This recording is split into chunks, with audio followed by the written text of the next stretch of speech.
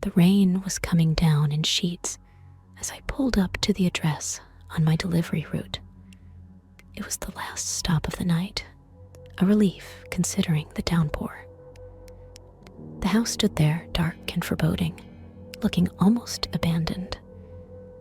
I thought it was strange for someone to order a pizza at this hour, but I shrugged it off and knocked on the door. From the moment I stepped inside, the air felt thick, like the house itself was holding its breath. I called out, "Hello, pizza delivery." But only the sound of creaking wood answered me. Suddenly, the door slammed shut behind me, and the lights flickered. I was trapped. That's when I heard it. A faint giggle, unmistakably that of a child. I turned to see a little girl standing in the doorway to the living room. She looked innocent enough, but there was something off about her, something unsettling in her eyes. "I'm Lydia," she said, her voice a soft whisper.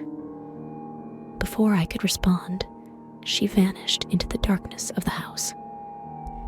I fumbled for my phone to call for help, but the battery was dead. Panic set in.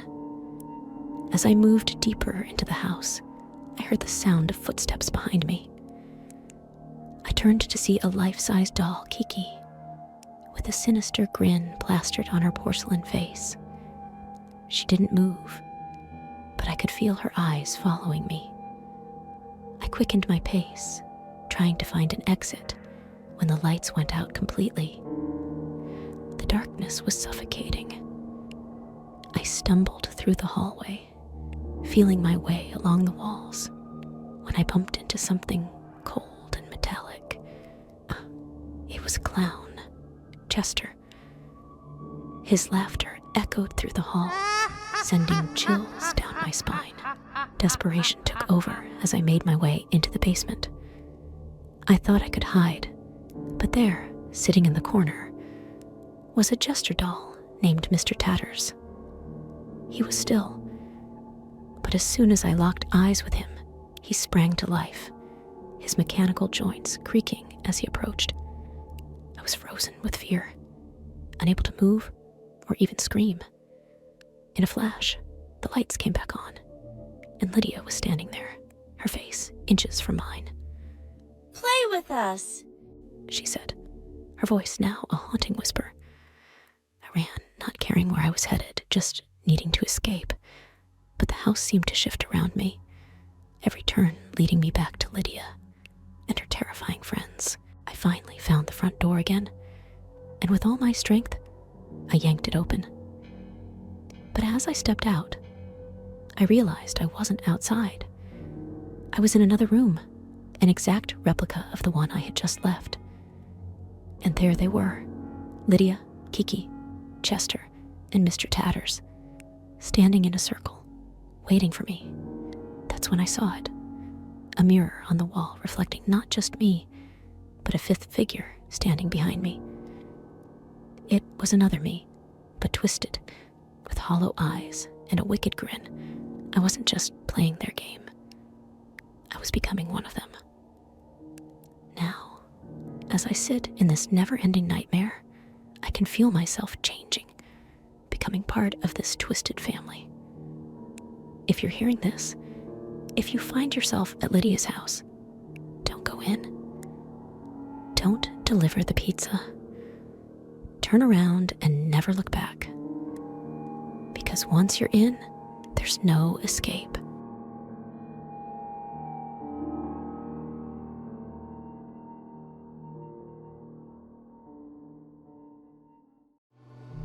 The Legend of Whispering Hollow. In the heart of the dense, fog-shrouded forest, known as Whispering Hollow, a chilling legend has been passed down through generations. Local villagers speak in hushed tones of the eerie events that transpired there, warning all who listen to steer clear of its haunted depths. It is said that on moonless nights, the forest comes alive with the whispers of lost souls, their voices carried on the wind like a mournful lullaby. They tell the story of the Hollow's grim past, a tale that begins with a mysterious disappearance and ends in a nightmarish revelation. Many years ago, a small village nestled at the edge of Whispering Hollow was home to a young girl named Eliza. She was known for her kind heart and adventurous spirit, often venturing into the forest despite the villagers' warnings. One autumn evening, Eliza ventured deeper into the woods than ever before, following the ethereal glow of fireflies that led her to an ancient, gnarled tree. Beneath its twisted roots, she discovered an old, weathered book bound in leather and inscribed with runes. Curiosity got the better of her, and she opened it, unleashing a force she couldn't comprehend.